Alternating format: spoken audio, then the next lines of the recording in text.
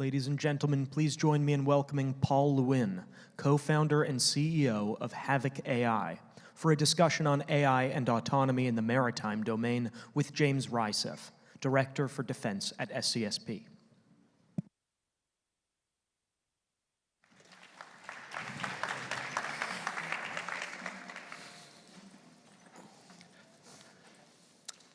Good afternoon, everyone. It's a pleasure to welcome you to today's discussion on one of the most dynamic and consequential frontiers of autonomous systems, the maritime domain. When conversations about autonomy arise, the focus often gravitates towards the skies or the land, self-driving cars, drones, and aircraft.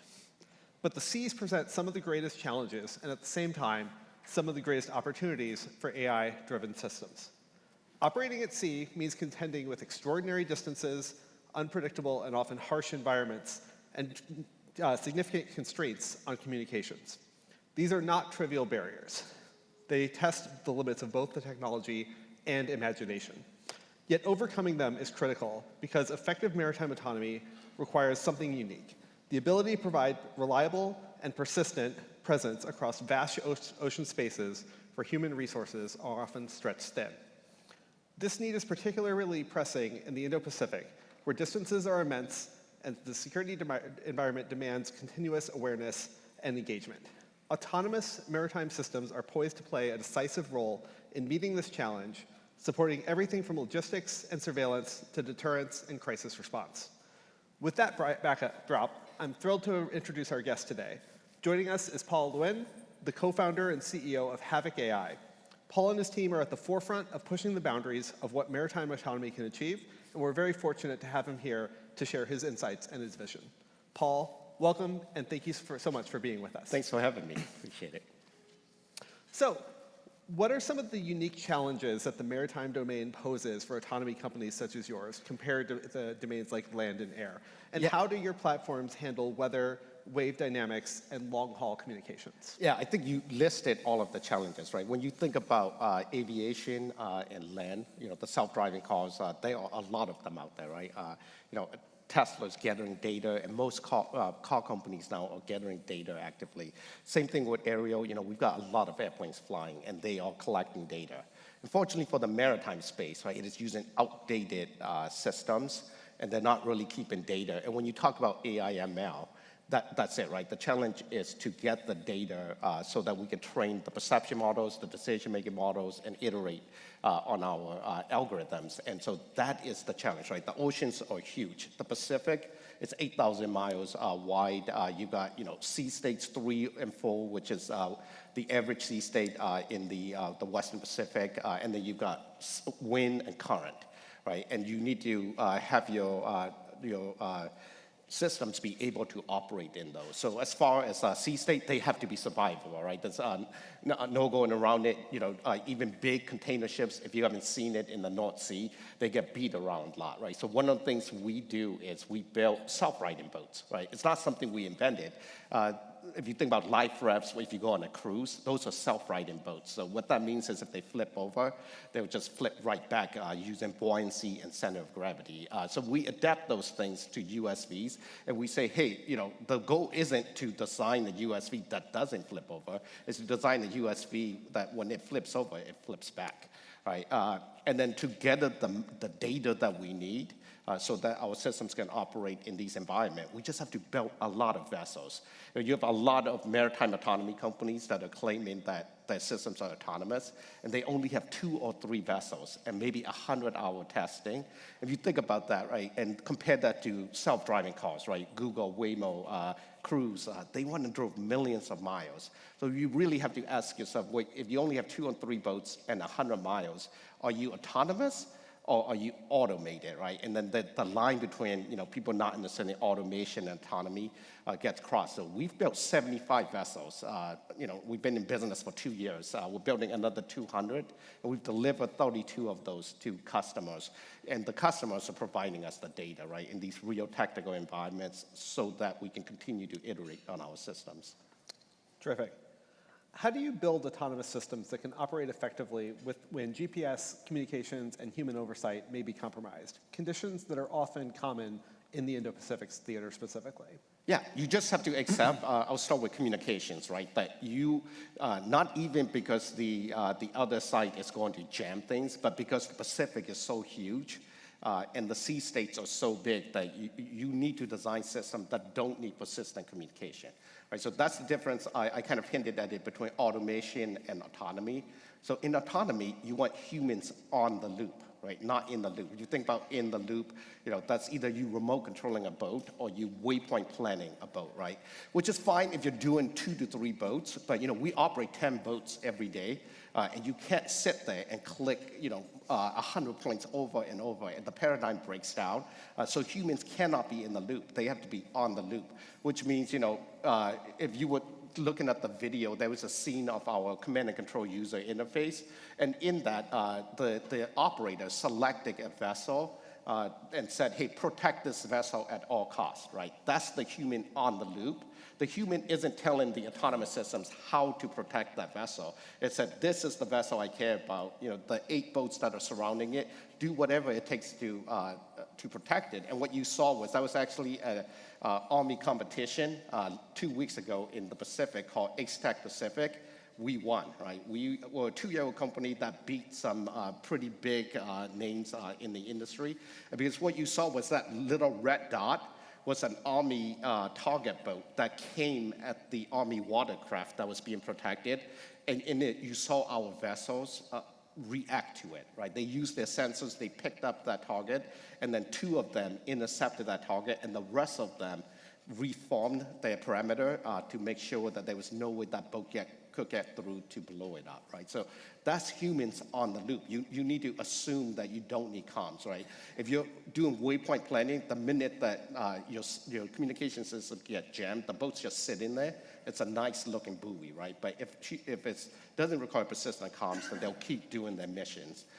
For GPS, a lot of companies are solving that problem already, that, APNT, Assured Position Navigation and Timing. So we integrate with them. We have 3 different solutions that a defense customer could say, okay, I want that, and we'll just integrate that sensor so that we're not reliant on the GPS constellation to be able to navigate. Perfect. Beyond direct combat, how can AI and autonomous systems be leveraged to enhance situational awareness, logistics, and maintenance for naval forces? Yeah, most of the use cases are in the non-kinetic use case, right? I think, a lot of people get drawn to that because it is sexy, right? It's what the Ukrainians are doing, and it is a valid use case, right? Using these as swarming kamikaze boats. But if you think about that, I just mentioned that the Pacific is 8,000 miles wide. Right? And in a conflict with a peer adversary, you need to monitor all 8,000s. Right? Right now, we rely on Aegis destroyers. We just don't have enough of them, right? And in a shooting war, right, we're going to have to be careful about how we use those Aegis destroyers and the manned aircraft because it's incredibly expensive, right? So how do you monitor 8,000 miles of ocean, right? You use unmanned autonomous assets, right? So our vessels right now, the 32 that we've delivered to the Department of War, we've sold for $100,000 a piece, right? That's cheaper than a Hellfire missile, right? So now we make the economics just right? If you think about it, warfare at the end of the day is economics, right? If you need to buy 1,000 of something and that thing costs $10 million, that's probably not going to be sustainable. But you could think about buying 1,000 of an $100,000 boat. You can put 100 different types of sensors on thousands of these boats and spread them out over 3,000 miles. And imagine what that does, right? You've created a distributed sensor network. Who cares if they shoot 100 of it out of the water, right? They're $100,000 boats. You still have 990 other vessels forming this distributed network and providing situational awareness of the maritime space. So that's the biggest thing. The simple use case, they move between points with no humans in the loop, so you can transfer supplies, right? So if you think about the U.S. Army, the U.S. Marine Corps, they've started to think through, just like World War II, how do we fight on these dispersed island chains? We're going to spread out over hundreds of islands. And right now, if we had to do it, the only way to get basic supplies, right, like food, medical supplies, bullets, to these islands is to use very expensive ships or very expensive helicopters. right? In a conflict in the Pacific, those things are going to get shot at. So you could use our vessels to transfer, food, beans, and bullets between these islands with no humans in the loop. If they blow it up, they had to blow up a $100,000 boat with $1 million missile, right? We win if that happens. Absolutely. There's a lot of talk about autonomy and concept. How do you ensure that what you build actually works in the real world, on the water, with unpredictable conditions, and with real mission constraints? Yeah, and that's a great question, right? And Craig was just talking about this. There's a lot of noise out there, and this goes back to we put a lot of boats on the water. We've had to build 75 vessels this year. Obviously, we're trying to show that we can scale, but it's also out of necessity, right? To really get AI ML models, whether if it's traditional AI ML models or large language models, you need data. You need to create that data set that's reflective of the real environment. So if you only have 2 or 3 vessels, you're not, right? You're faking it. Simulation is only going to take you 50% of the way. So, every day we put 5 to 10 vessels on the water back in Rhode Island, and we test it, right? At this minute, as I'm speaking right now, we've got boats on in Rhode Island. We have boats on in San Diego doing a DIU project, and we have boats on in Hawaii being tested, right? All of that data is being used by us, right? Daily, our autonomy developers are iterating on our algorithms, but we're also training our perception models and decision-making models, and that's how you get there, right? There's just no way to fake this. You have to put a lot of boats on the water, and you have to go get that data set. Yeah. What has your experience been like navigating the national security space as a startup? What needs to change to accelerate the adoption of systems like yours? Yeah, I think things are changing. As a defense tech startup CEO, I think I'm encouraged. So I think there are 3 things that are changing, right? So the venture capital community, it's willing to make bets on national security companies again, right? About 10 years ago, they were probably hesitant. Obviously there was a lot of politics, but also just a lot of risk, right? But recently, over the last 5 years, they are dumping a lot of money into it, willing to take risk on companies like ours, and they understand what it takes to sell to the U.S. government. The second thing that's happening is a company like ours, right? But you even look at some of the big names like Facebook, Google, they're starting to willing to play with the U.S. government again, right? There's no longer, what happened with Project Maven back 10 years ago anymore, right? Every major company is helping again, and startup like ours are, at the forefront trying to show innovative things. And the third thing is the U.S. government, right? The Ukrainian conflict has shown that you could take commercial, affordable, off-the-shelf things and use them effectively as weapons. Before the Ukrainian conflict, if you were trying to sell, what you saw on the screen from us, which is all commercial off-the-shelf hardware, right? The U.S. government would say, no, you can't do that. That's not a weapon. That's a hobby. But now that the Ukrainians have shown that, they're more willing to take risks and see where that goes, right? If you look at what the Houthis did in the Red Sea, right, they used $30,000 drones, probably more cheaper than that. And over a year, we spent $1 billion in missiles, right? We shot $1 billion in missiles at these things that were cheap drones you could buy from Amazon, right? So the thinking is shifting, and those 3 things are aligning to make it easier for startups to work in the national security space. How are you designing autonomy architectures to enable data and operational interoperability with U.S. allies and partners in the Indo-Pacific, places like Japan, the Philippines, or Australia? Yeah, so we're 2 years old, so we get the benefit of using all the latest technologies, right? If you think about some legacy systems, they're custom built and they use custom protocols, right? Even data protocols. But for us, because we had to move fast, when we started 20 months ago, there were 5 of us. Right, so we use a lot of open source stuff and a lot of industry standard protocols, right? What that means, if you think about how industry operates, right, how Silicon Valley operates, exchanging data isn't a hard thing, right? Like if you're a commercial company developing technology, you should be able to exchange data with any other company, right? Your cell phones iPhones talk to Android, right? And that it's all happening in the clouds. So that's what we did. We built a lot of cloud systems that we just copied what Amazon and Google did. And surprisingly, a lot of defense customers are surprised, right, that we could integrate easy with Andros Lattice, right, with things like ATAC and things like Minotaur, right, which are government-only programs. But to us, we're not surprised because we do industry standard development of databases and data exchange protocols. So that's what we do, right? For international customers, we're going to approach it the same way.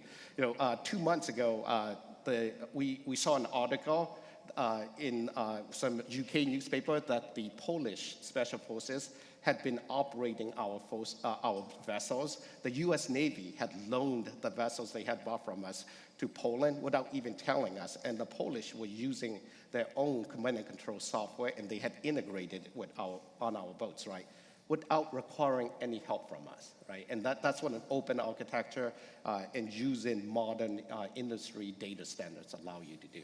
Yeah, absolutely. What are some of the most important trend lines that you're seeing in maritime autonomy, whether technical, operational, or geopolitical? Are we approaching an inflection point in adoption? And if so, what do you think will define the next wave of growth and disruption in this space? Yeah, I think we are approaching inflection point. I think adoption is going to be real. We didn't start building autonomous surface vessels because we thought it was fun or cool, right? The U.S. Navy is asking for it. If you think about Admiral Paparo, he calls it the hellscape. He says, I'm going to create an unmanned hellscape in the Pacific. There's a reason for that, right? And I'm a former Navy guy, so I'm a former naval flight officer. I was also a test pilot in the Navy. And about 12 years ago, I got to participate in trying to understand the challenges in the Pacific, right? Which I think all of you hopefully know what the challenges are, right? The thing is, they're going to outbuild us, right? Like in traditional ships and weapon systems and aircraft. There's just nothing we can do. We're throwing trillions of dollars into it. Hopefully, in a few years, our manufacturing capacity comes back. The second thing is technology. They are catching up. And they're innovating with us and probably exceeding us in some areas now. And the third area is just people. They have a lot more people than we do. So, that's where the hellscape replicator comes in, right? How do you counter that? How do you counter a Navy that could potentially build 1,000 ships in 2 to 3 years? And you do what the Ukrainians and the Houthis have done, right? You use affordable, massed, attritable assets. And so that's what we're doing. I think, the Navy, through all of the war games and the simulation, are also realizing that. And so I think there is an inflection point happening. Unfortunately, there's a lot of noise, right? There's a lot of people that are claiming remote control boats or autonomous boats and just marking up the space. And so we got to filter throughout that noise. We have to provide capabilities, right? The U.S. government doesn't want to buy technology or toys, right? They want to buy capabilities that solve a problem. Yeah. You talked a little bit before about the need to, the ability to keep humans in the loop and to have your users sort of specify their problems. How do you guys think about really discovering kind of what your military users truly need and what they're trying to accomplish? And how do you sort of drive that into your feedback cycles as you sort of iterate your own products? Yeah, you got to do what every commercial company does, right? There's no, in Silicon Valley or anywhere, even in Austin here, right? Companies that are developing commercial products, they're not doing it in a vacuum, right? They're not just sitting in a lab for 2 years and saying, I think this is the coolest thing ever, I'm gonna build it, and they will buy it, right? That's not how businesses operate. So we take the same approach. In the defense space, traditionally, there has been that, right? Of companies building in a vacuum and never talking to the end users. You can't do that, right? Well, the problems we're solving are very complex, and also no one knows how to use 1,000 autonomous boats, right, to solve national security problems. So you have to get the boats into the warfighters' hands, and that's what we have done, right? From the very beginning, 6 months in, we sold vessels to the U.S. Navy, and they have been operating these vessels for the last 2 years. And every month, we send vessels to all of these DoD exercises, and we learn from them. We get the data, but we also get the feedback from the actual warfighters that are going to use it about what works and what doesn't work. And because we're a software company, we can quickly iterate and make it better, right? And that's how we've been able to get to that level of maturity that you saw in that video. Perfect. So one final question, given the tyranny of distance and the scale of the threat from China, how do you think the United States should be thinking about better leveraging the kinds of assets and capabilities that our allies and partners in the region might be able to bring into the fight? Beyond simply just interoperability, but thinking sort of a little bit further out in terms of both their geographic potential and their resources and things like that. Yeah, we have to all work together, right? We obviously want to build these vessels in the U.S. and build a stockpile of it. But if you think about a potential conflict in the Pacific, right, we're going to run out of things very quickly, right? You look at what happened in the Red Sea with the Houthis. We ran out of missiles, right? We can't do that in the Pacific because that's going to be very bad.